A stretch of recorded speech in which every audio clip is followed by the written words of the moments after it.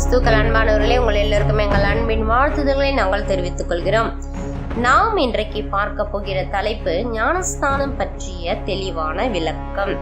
அன்பானவர்களே, ஞானஸ்தானம் என்பது என்ன? அதை எப்படி எடுக்க வேண்டும்? எந்த வயதிலே எடுக்க வேண்டும்? எந்த வகையிலே, அதாவது தெளித்தல் ஞானஸ்தானமா அல்லது முழுக்கு ஞானஸ்தானமா என்று தேவனை அறிந்தவர்களும் அறியாதவர்களும் புதிதாக கிறிஸ்துவை தொழுது கொள்ள நினைக்கின்ற ஜனங்களுக்கும் அது தெரியவில்லை. எனவேதான் அதற்கான விளக்கத்தை வேதத்தின் அடிப்படையிலே எளிதான முறையிலே உங்களுக்கு விளக்க விரும்புகிறேன். முதலில் நீங்கள் ஞானஸ்தானம் என்றால் என்ன என்பதை தெளிவாக புரிந்து கொள்ளல் வேண்டும். ஆமென்.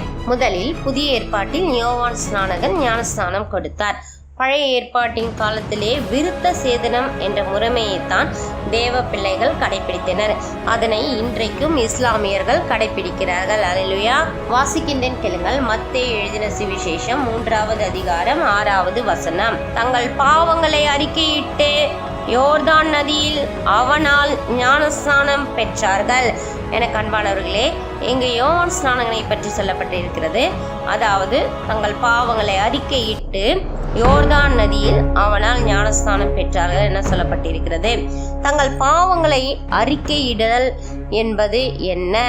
நீங்கள் செய்த பாவங்கள், தப்பிதங்கள், குற்றங்கள், மறைவான குற்றங்கள், மறைவில்லாத குற்றங்கள் என எல்லோருக்கும் பாவம் இருக்கும். ஆமென்.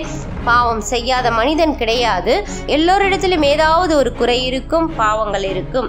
அந்த பாவங்கள், அந்த தப்பிதங்கள் நம்முடைய உள் மனதுக்கு, ஆழ் மனதுக்கு அது நன்றாகவே தெரியும். நீங்கள் ஞானஸ்தானம் எடுக்க வேண்டும், தேவனுடைய பிள்ளைகளாக மாற வேண்டும் என நினைத்தீர்களானால் உங்கள் பாவங்களை எல்லாம் நீங்கள் அறிக்கையிடல் வேண்டும். அறிக்கையிட்டு தான் ஞானஸ்தானம் பெற்றுக்கொள்ள வேண்டும். அப்படியானால் அந்த பாவங்களை நீங்கள் யாரிடம் அறிக்கை செய்ய வேண்டும்? உங்களுடைய தனி ஜெபத்திலே தேவனிடத்திலே பாவங்களை மன்னிக்க வல்லவராகி ஆண்டவராகி இயேசு கிறிஸ்துவின் இடத்திலே நீங்கள் உங்கள் பாவங்களை எல்லாம், தப்பிதங்கள் எல்லாம், குற்றங்கள் எல்லாம் அறிக்கை செய்து விட்டுவிடல் வேண்டும். ஆமென். அது மாத்திரமல்ல, அந்த பாவங்களை நீங்கள் விட்டுவிட வேண்டுமே தவிர திரும்பி அந்த பாவத்தை ஞானஸ்தானம் பெற்றதுக்கு பின்பாக செய்யக்கூடாது. அப்படி நீங்கள் செய்தீர்களானால் உங்கள் ஆசீர்வாதத்தையும் வாக்கு தத்தங்களையும் இழந்து போவீர்கள். ஆமென். ஏன் இந்த ஆசீர்வாதம் கிடைக்கவில்லை, ஏன் இந்த வாக்கு தத்தம் நிறைவேறவில்லை என்றால் நீங்கள் செய்கின்ற தப்பிதமே அதற்கு காரணமாயிருக்கும். ஆமென். அப்படியானால் நீங்கள் என்ன செய்ய வேண்டும்? தண்ணீரில் ஒருத்தனை மூழ்கி எப்படி சாகடிப்பார்களோ அப்படிதான் பழைய மனிதனாக உங்களை சாகடித்து புதிய மனிதனாக, புதிய சிருஷ்டியாக உங்களை எழுப்புகின்றார்கள். அதுதான் தண்ணீரில் எடுக்கிறதான முழுக்கு ஞானஸ்தானம். எனக்கு அன்பானவர்களே, அப்படி முழுக்கு ஞானஸ்தானம் தான் சரியான முறைமையாக காணப்படுகிறது. அதை நமக்கு ஆண்டவராகிய இயேசு கிறிஸ்து புதிய ஏற்பாட்டிலே யோவான் ஸ்நானகனிடத்திலே ஆண்டவராகிய இயேசு கிறிஸ்துவே நமக்கு மாதிரியாக காண்பித்து சென்றார். அவரே யோவான் ஸ்நானகனிடத்திலே ஞானஸ்தானம் பெற்றார். அப்பொழுது யோவான் கேட்டார், நான் உம்மிடத்தில் ஞானஸ்தானம் எடுக்க வேண்டும் என நினைத்திருக்கும் பொழுது நீங்க என்கிட்ட எடுக்கிறீங்களே என்று கேட்டார். எனக்கு அன்பானவர்களே, தேவன் ஆண்டவராகிய இயேசு கிறிஸ்து நமக்கு மாதிரியை காண்பித்து சென்றிருக்கிறார். புதிய ஏற்பாட்டின் முறைமையின்படி நீங்கள் முழுக்கு ஞானஸ்தானம் பெறுவது உங்களை பரலோகத்துக்கு கொண்டு செல்கிறதான ஒரு வழி. ஆமென். நீங்கள் பாவத்தை தண்ணீரிலே சாகடிக்க வேண்டும். மூழ்கி எழுந்திருக்கும் பொழுது புது மனிதனாக எழுந்திருக்க வேண்டும். எல்லா பாவங்களையும் சாகடிக்க வேண்டும். அப்பொழுதுதான் உங்கள் பாவங்கள் உங்களுக்கு மன்னிக்கப்பட்டு நீங்கள் ரட்சிக்கப்பட்டு நீங்கள் ஆசீர்வதிக்கப்படுவீர்கள். தேவனுடைய புத்திரராவீர்கள், தேவனுடைய பிள்ளையாவீர்கள், தேவனுடைய எல்லா வாக்கு தத்தங்களுக்கும் சொந்தக்காரராவீர்கள். ஆமென். அந்த பாவத்தை நீங்கள் திரும்பி பார்க்க கூடாது. எனக்கு அன்பானவர்களே, ஆமென். வாசிக்கின்றேன் கேளுங்கள். மார்க் எழுதின சுவிசேஷம் 1வது அதிகாரம் 4வது வசனம். யோவான் வனாந்தரத்தில் ஞானஸ்தானம் கொடுத்து பாவ மன்னிப்புக்கென்று மனம் திரும்புதலுக்கேற்ற ஞானஸ்தானத்தை குறித்து பிரசங்கம் பண்ணி கொண்டிருந்தான். எனக்கு அன்பானவர்களே, இந்த வசனத்திலே யோவான் பிரசங்கம் பண்ணி கொண்டிருக்கிறார். என்ன பிரசங்கம் பண்ணி கொண்டிருக்கிறார்? ஞானஸ்தானத்தை பற்றி. ஞானஸ்தானம் எடுக்க வேண்டுமானால் 2 காரியங்கள் இங்கு குறிப்பிடப்பட்டிருக்கு. பாவ மன்னிப்புக்கென்று மனம் திரும்புதல் கேற்ற ஞானஸ்தானத்தை குறித்து பேசிக் கொண்டிருந்தாராம், பிரசங்கம் பண்ணி கொண்டிருந்தாராம்.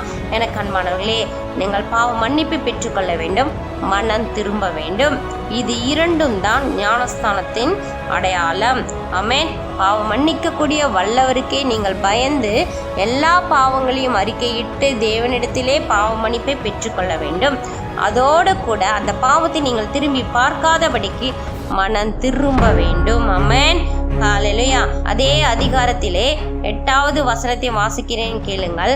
நான் ஜலத்தினால் உங்களுக்கு ஞானஸ்தானம் கொடுத்தேன், அவரோ பரிசுத்த ஆவியினால் உங்களுக்கு ஞானஸ்தானம் கொடுப்பார் என்று பிரசங்கித்தான். எனக்கு அன்பானவர்களே, நான் ஜலத்தினால் தண்ணீரினால் தான் உங்களுக்கு ஞானஸ்தானம் கொடுக்கிறேன். ஆனால் ஆண்டவராகிய இயேசு கிறிஸ்துவ பரிசுத்த ஆவியினால் உங்களுக்கு ஞானஸ்தானம் கொடுப்பார். ஆமென். நீங்கள் புது சிருஷ்டியாக, புது பிள்ளையாக, தேவனுடைய பிள்ளையாக மாறும் பொழுது தேவனாகிய கர்த்தர் ஆண்டவராகிய இயேசு கிறிஸ்து உங்களுக்கு பரிசுத்த ஆவியினாலே ஞானஸ்தானம் கொடுப்பார் என்று இங்கு யோவான் ஸ்நானகன் குறிப்பிடுகிறார். ஆமென். வாசிக்கிறேன், கேளுங்கள். மார்க் எழுதின சுவிசேஷம் 16வது அதிகாரம் 16வது வசனம். விசுவாசமுள்ளவனாகி ஞானஸ்தானம் பெற்றவன் ரட்சிக்கப்படுவான், விசுவாசியாதவனோ ஆக்கினைக்குள்ளாக தீர்க்கப்படுவான். எனக்கு அன்பானவர்களே, உங்களுடைய பாவங்கள் தேவனாகிய கர்த்தரிடத்தில் நீங்கள் அறிக்கை செய்யும் பொழுது அவர் அதை மன்னித்து விட்டார் என்று நீங்கள் விசுவாசிக்க வேண்டும். அதை விட்டுவிட வேண்டும். மனம் திரும்ப வேண்டும். தண்ணீரிலே ஒரு மனிதன் எப்படி மரிக்கின்றானோ அப்படியே உங்கள் பாவங்களை எல்லாம் மரித்து விட வேண்டும். மூழ்கடிக்க வேண்டும், சாகடிக்க வேண்டும். எழுந்திருக்கும் பொழுது புது மனிதனாக நீங்கள் எழுந்திருக்க வேண்டும். விசுவாசம் உள்ளவனாகி தேவனை நம்பிதான் நீங்கள் ஞானஸ்தானம் பெற வேண்டும். அப்படி பெறும் பொழுது ரட்சிக்கப்படுவீர்கள். விசுவாசியாதவனோ, நீங்கள் ஞானஸ்தானம் எடுத்ததுக்கு பின்பு தேவனை நீங்கள் சந்தேகப்பட்டால், இவர்தான் உண்மையான தேவனா, இவர்தான் நம்மளை ஆசீர்வதிப்பாரா, ஆசீர்வதிக்க மாட்டாரா, அப்படி நீங்கள் விசுவாசியாமல் சந்தேகப்பட்டீர்களானால் ஆக்கினைக்குள்ளாக தீர்க்கப்படுவீர்கள். ஆசீர்வாதத்தை பெறுவது கடினமாக இருக்கும். நன்றாக ஆமென், நன்றாக கவனித்துக் கொள்ளுங்கள். விசுவாசம் ஞானஸ்தானத்திற்கு மிக மிக அவசியமானது. ஆமென். நீங்கள் விசுவாசியுங்கள். பாவ மன்னிப்பை பெற்றுக்கொள்ளும்படிக்கு மனம் திரும்புதலுக்கேற்ற ஞானஸ்தானத்தை நீங்கள் பெற்றுக்கொள்ள வேண்டும். பாவத்தை நீங்கள் திரும்பி பார்க்க கூடாது, உலகத்தை திரும்பி பார்க்க கூடாது. தேவனுடைய பிள்ளைகளாய் முழுக்க ஞானஸ்தானம் பெற்றவர்களாய் பரலோகத்தை சுதந்திரிக்கக்கூடியவர்களாய் இருக்க வேண்டும். தெளித்தல் ஞானஸ்தானம் என்பது ஒரு குழந்தை ஞானஸ்தானம் போன்றது. குழந்தைக்கு பாவம் செய்யாதது தான் குழந்தை. அது எப்படி தங்களுடைய பாவங்களை அறிக்கையிடும்? அப்படியானால் தெளிந்த புத்தி உள்ளவர்களா ஆகின்ற வயதிலே, உங்களுக்கு நன்றாக நினைவு தெரிந்த வயதிலே, ஆமென், 18 வயதிற்கு மேலே நீங்கள் ஞானஸ்தானம் எடுப்பது உங்களுக்கு நல்லது. குழந்தை ஞானஸ்தானம் ஒரு பிரதிஷ்டையை போன்றதுதான். அது ஞானஸ்தானத்தை குறிக்காது. முழுக்கு ஞானஸ்தானமே உங்களுக்கு பரலோகத்தை கொண்டு சேர்க்கும். ஆமென். அந்த ஞானஸ்தானத்திலே சொல்லப்பட்டதான பாவங்களை அறிக்கையிட்டு நீங்கள் சாகடித்து, பாவத்தை சாகடித்து மனம் திரும்புதல் அவசியம். அப்பொழுது தேவனுடைய பிள்ளைகளாய் மாறுவீர்கள். பரிசுத்த ஆவியினாலே நிரப்பப்படுவீர்கள். எல்லா விதமான ஆசீர்வாதங்களையும் பெறுவீர்கள். வாக்கு தத்தங்களை பெறுவீர்கள். ஆனால் ஞானஸ்தானம் எடுத்ததுக்கு பின்பு நிறைய பேருக்கு வாக்கு தத்தங்கள் நிறைவேறுவதில்லை. ஏன்? நீங்கள் அந்த பாவத்தை திரும்பி பார்த்தீர்களா என்று பாருங்கள். அப்படியானால் அந்த பாவத்தை இன்றைக்கே நீங்கள் சாகடித்து தேவ பிள்ளையாய் மாறி ஆசீர்வாதத்தை பெற்றுக்கொள்ள நீங்கள் போராடுங்கள். கர்த்தர் உங்களுக்கு ஜெயத்தை கொடுக்க வல்லவராக இருக்கிறார்.